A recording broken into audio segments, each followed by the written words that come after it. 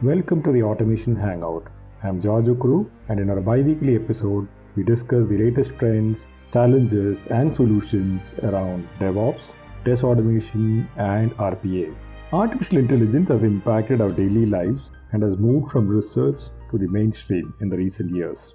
In today's episode, we'll look at how artificial intelligence can solve some of the challenges in software testing. So, welcoming you all once again, and let's get started. A combination of advanced technologies like advanced machine learning, natural language processing, and predictive analytics have impacted the software development cycle and have helped engineers build applications better and faster. As a result, AI can improve decision making, improve the consumer experience by improving the overall quality of application, improve productivity, as well as help in reducing overheads. The first question that might come into the mind of testers when it comes to AI is AI going to replace humans? The simple answer is no, and the answer would remain the same for another decade or so. So currently, almost every use case that I've seen around AI and testing was around augmenting engineers with intelligence rather than replacing them. So today, we are going to take a deeper look at around 5 different use cases where AI has been applied to actually help software testing professionals do a better job. So today we are going to take a look at how AI can be applied in order to solve some of the software testing challenges. You would have thought about why developers are not doing enough testing on their code at least once during your testing career. And the primary reason is the lack of time to design tests. On an average, it takes somewhere between 8 to 12 minutes to write a single unit test case. And a developer may need to write hundreds or thousands of test cases to get to a decent amount of test coverage. As we currently work in agile sprints, which are 3 to 4 weeks in duration, developers do not get enough time to even complete their coding. So this results in primarily shifting of responsibility of finding defects to the test engineers within the team. But there are solutions that are available now. AI-based products like DiffBoo can analyze the project code and dependencies to build a map of methods and classes. After this, a unit test case is created for each of the methods inside the application code, and you basically perform a test run to check the quality of these tests. A finalized set of test cases are then created based on the results of the test run. And how this helps is primarily is in improving the overall coverage of unit testing, but at the same time, you're only investing a minimum amount of time in order to design these tests. So this is an excellent example of how AI can be applied in order to improve the productivity around test design. And it also helps you to improve the overall quality of applications because you're actually finding defects using white box testing techniques. And this also helps you to reduce your overall cost of quality.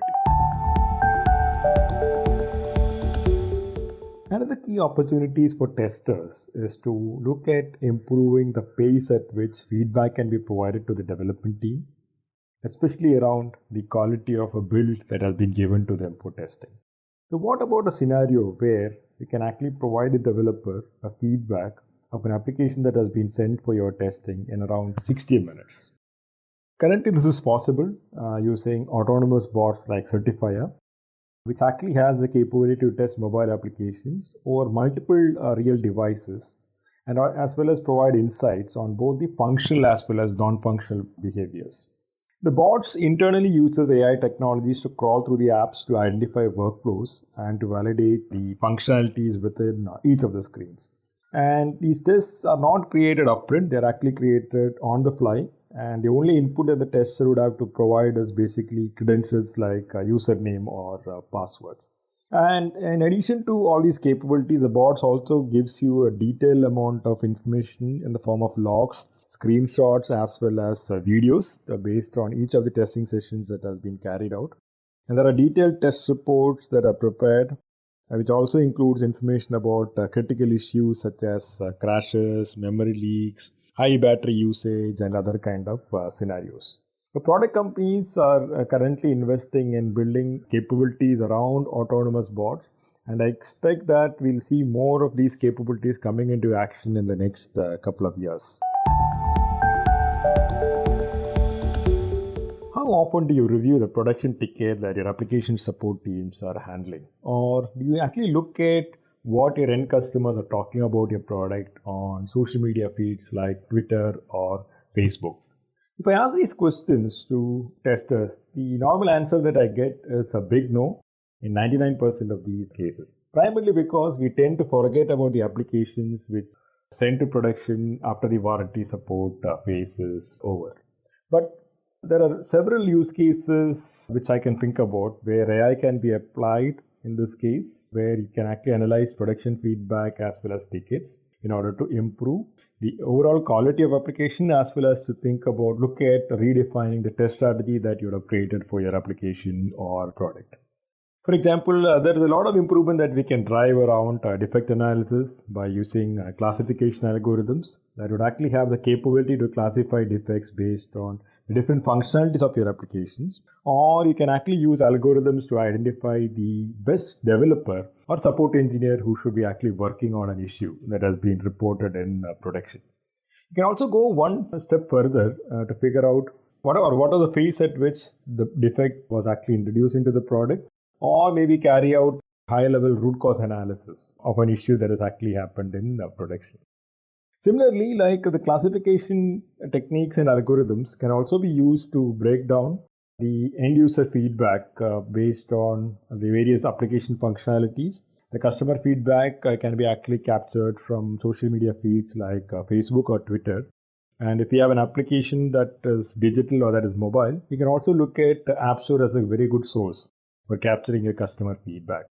And the other technique that you can use in order to analyze customer feedback is run sentiment analysis algorithms to figure out the happiness level of your customers. But continuous monitoring of your customer feedback as well as tickets is a very good technique that you can use in order to identify symptoms and also look at ways to prevent such kind of issues converting into a larger problem at a later point of time. Have you ever wondered why you're executing thousands of tests to validate a small change? This is primarily because we are not accurately identifying the impact of a code change that the development team is actually making. With the increase in DevOps adoption, one can expect more than a dozen builds to come in each of the sprints that you would be working on. So what happens is basically you end up executing all your test cases on every build, or you decide to take a risk-based testing approach. The former method, you're wasting a lot of your effort in executing tests. They may not give any kind of yield in terms of defects, or you end up leaking defects to production if you decide to go with a risk-based testing strategy. But now there are products like C-Lights that uses AI as well as predictive analytics to scan through the application code to understand the impact of changes and then recommend tests that you should be executing. So C-Lights has the capability to continuously map billions of correlations between tests as well as methods using artificial intelligence algorithms. The test can be anything. It can be a unit test, it can be an integration test, API test, regression test, and these tests can be either manual or an automated kind of a test. You get a wide range of recommendations that would even consist of recommendations to create new tests. The tool also has the capability to define, to understand and recommend dependent kind of tests that you should be running, as well as it also has the capability to identify the tests that needs to be run in order to test the impact that the development team has actually created. The overall benefit here is to cut down on the number of tests that you're running, which also helps you to cut down on your overall cycle time as well as cost. At the same time, one thing that we should not forget here is you're not actually compromising on quality. You're doing testing in a very scientific way by leveraging the capabilities of both AI as well as analytics. The maturity of test automation has increased several folds in the last couple of years. However, there are still issues that are prevailing around activities like test automation maintenance. If you look at the statistics around test maintenance, it's interesting to see that 1/4 of the time that you get in a test cycle is just spent on analyzing test failures. And the application or the test failures are primarily due to two main reasons. One is primarily because your test automation scripts have failed because your UI framework has been upgraded to a latest version of Angular or React, or there is a workflow change or a screen change within your application that has been caused due to a new user story or enhancement that is actually planned within the sprint. But as an engineer, your primary job is to complete your test automation cycle. So you'll be basically trying to run your automation scripts after fixing the issue, or you may discard your automation script and then go ahead with a manual based approach to complete your test cycle. As a tester, you would have definitely wondered whether there is a fix to this problem. Yes, it is available currently, even though it was a dream a couple of years back. There are tools as well as algorithms come into the market which actually has the capability to do self-healing of your automation script. There is a failure that has actually happened due to a screen change or due to change within the object properties. The self-healing algorithms basically have the capability to analyze failures that has happened to the automation scripts, and it also determines the action that needs to be performed in order to correct the problem. So the corrective actions can be as simple as introducing a state-based validation like making an object visible or clickable before you act upon the object, or it can be a bit complex where you may need to find out the alternate properties of an object. The recorded properties are not sufficient. So the changes made to the scripts are also documented for reference so that you can actually look at the scripts and understand what kind of changes were done when you have actually ran the script during a formal execution cycle, or it was a dry run that you performed in order to perform main. The self-healing capability is very useful because it actually helps you to cut down on your test failure rates, as well as it also helps you to reduce your overall test automation maintenance effort as well as cycle time. Today we looked at a couple of interesting use cases around AI and software testing.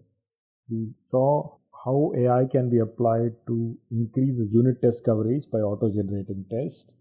We had a look at autonomous bots, which can be used in order to pass on feedback about your mobile applications to the development team.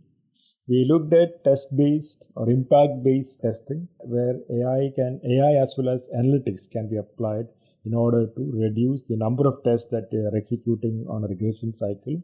We looked at how self-healing algorithms can be applied in order to reduce the test automation script maintenance overheads. And then we also had a look around using AI in order to analyze customer feedback as well as production tickets. With that, we are coming to an end of this episode of Automation Hangout.